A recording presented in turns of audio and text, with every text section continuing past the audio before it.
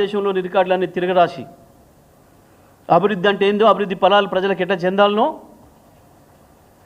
సంక్షేమాన్ని ఎట్లా చేయాలనో, శాశ్వతమైన అభివృద్ధిని ఎట్లా చేయాలనో ఈ దేశానికి రోల్ మోడల్గా చేసిన కేసీఆర్ను మళ్ళీ దేశమంతా గుర్తిస్తూ ఉంది. మనం అది వీళ్ళ కుట్రకు కారణం, అది వీళ్ళ కక్షకు కారణం.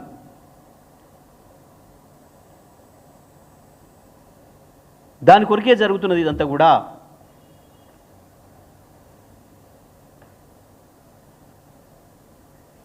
ఎవరో ఆఫీసర్ ఏదో ఎంక్వైరీ చేస్తే ఈయన పరకాయ ప్రవేశం చేసి రాస్తాడు. ఈయన పోయి కూర్చొని వచ్చినట్టు మన ఇంటర్గేషన్ చేసి వచ్చినట్టు నీతులు చెప్పడానికి కొంచెం మన సిగ్గుండాలి కదా. ఏం రాస్తున్నారు నీ పేపర్లో రోజు?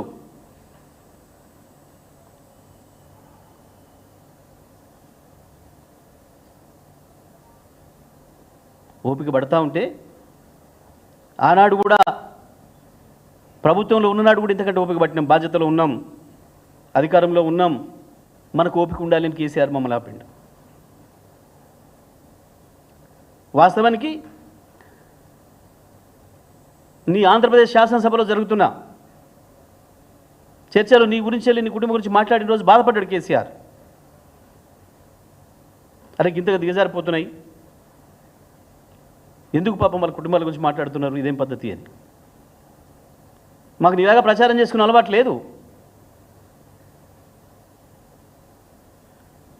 ఇవాళ కేసీఆర్ మీద నీ మనుషులు చేసిన దాడి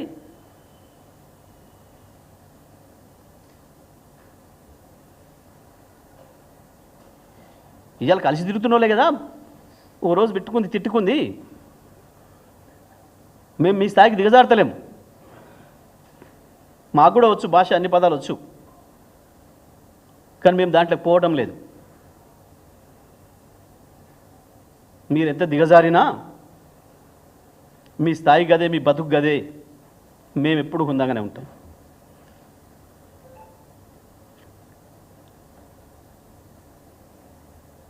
కాళేశ్వరము లేదు, ఫోన్ ట్యాపింగ్ లేదు, ఏది కూడా కేసీఆర్కి సంబంధం లేదు, కేటీఆర్కి సంబంధం లేదు, మా పార్టీలు ఇంకొకరికో సంబంధం లేదు. అయినా భారతదేశంలో ఇవాళ ఏ రాష్ట్ర ప్రభుత్వం, ఏ కేంద్ర ప్రభుత్వం ఫోన్ ట్యాపింగ్ లేకుండా ఉంది? ఇప్పుడు చెప్పమంటున్నా నేను, ఉరుకురికి గుళ్ళలా కురుకుతారు కదా, ఎవడొస్తాడో రండి. బీజేపీ నాయకులు కావచ్చు, కాంగ్రెస్ నాయకులు కావచ్చు, ఇవాళ ముఖ్యమంత్రిని చెప్పమనండి, ఇవాళ ఫోన్ ట్యాపింగ్ జరుగుతలేదు తెలంగాణలో చెప్పండి. ఎప్పుడో 30-40 ఏళ్ల కింద ప్రారంభమైన ప్రక్రియ అది. కేంద్ర ప్రభుత్వ అధికారులైనా, రాష్ట్ర ప్రభుత్వ అధికారులైనా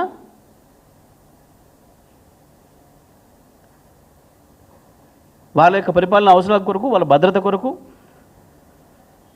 వాళ్ళు చేస్తారు కొన్ని. దానికి ఏ ముఖ్యమంత్రికి అవసరం, ఏ మంత్రులకి ఏమవసరం?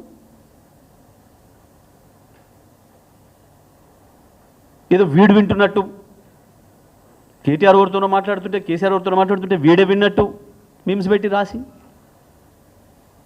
ఏదో మా మీద దాడి జరిగింది నేను డ్రామాలు ఆడుతున్నారు.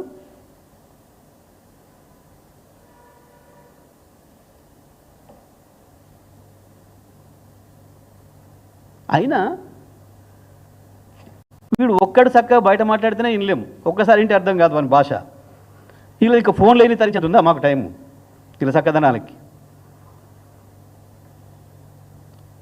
ఇంత పొద్దు ఎగిరిపడుతున్న మనగాళ్ళు వీళ్ళ భాష, వీళ్ళు మాట్లాడింది ఒక్కసారికి ఎవరికి అర్థం కాదు, మామూలుగా మాట్లాడితేనే. వీళ్ళ తన్ననాలను కట్ట ఇంకా వీళ్ళ ఫోన్ సంభాషణలు ఏమైనట్టు మేము వీళ్ళ మొక్కలకి. ఒక్కటి వచ్చిందా ఇప్పటి వరకు? ఒక దాంట్లో ఎక్కడైనా వస్తే అవ్వాలనే వస్తుంది, వస్తే దాని ఫలితం తెల్లారు మన్నాడు కనబడుతుంది. వాని ఫోన్ సంభాషణ ఏదైనా రహస్యంగా విని వాని ఆస్తి కాజేస్తానో, వాడిని ఇంకోటి చేస్తానో, లేదా వాని సమాచారం ఇంకొకరికైనా బయటికి ఇస్తానో,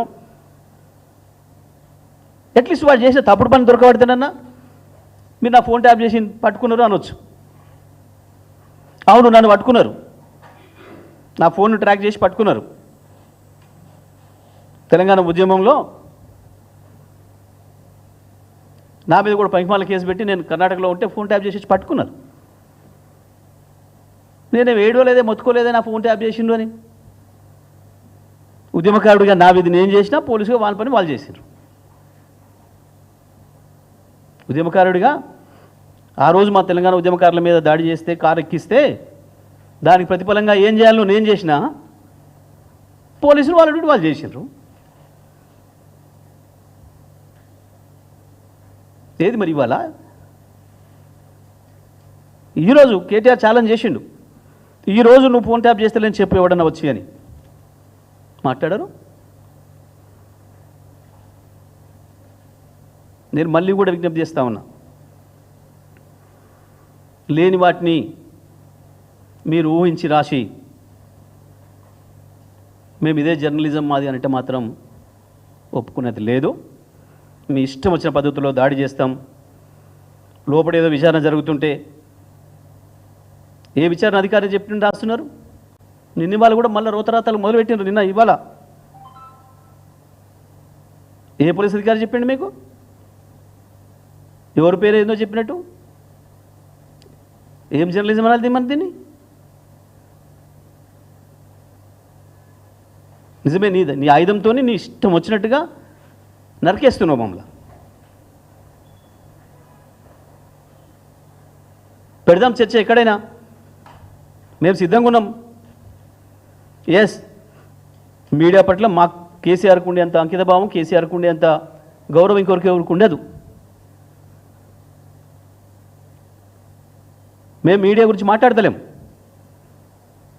మేము కేవలం స్లాటర్ హౌస్ల గురించే మాట్లాడుతున్నాం.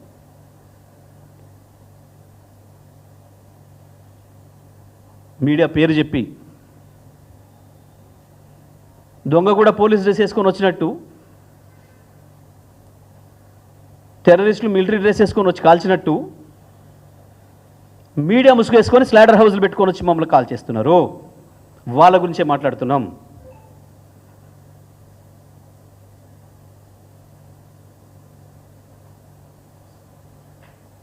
చాలా నీతి సూత్రాలు మాట్లాడుతున్నారు. ఒక్కడొక్కడు ఎక్కడి నీతులు చెప్తున్నారు. అబ్బా అబ్బా అబ్బా అబ్బా, హరిశ్చంద్రులకు అన్నలైనరు, రాముల వారికి అన్నలైనరు ఒకడొక్కడు. మీ భాగవతాలు, మీ సక్కదనాలు, మీడియా పట్ల మీకున్న గౌరవాలు ఏమని తగలబెట్టించారు డక్కన్ క్రానికల్ ఆఫీస్ని? నిన్న నీతి సూత్రాలు వల్లించటానే కదా డక్కన్ క్రానికల్ ఆఫీస్ని తగలబెట్టించింది. ఎందుకు ఆంధ్రప్రదేశ్లో ఇవాళ ఇంకా దాడులు జరుగుతున్నాయి? ఒక ఛానల్ని మొత్తమే నిషేధం పెట్టి రాణిస్తలేరు నీతుల నాయుడు గారు. 2 నిమిషాల్లోనే తెలిసింది నీకు. ఇక్కడ పూర్తి కాకముందే, మా పిల్లల నిరసన పూర్తి కాకముందే తెలిసేసింది నీకు సమాచారము. ఎట తెలిసింది? నీది కాబట్టి, జరుగుతున్నదంతా నీది కాబట్టి,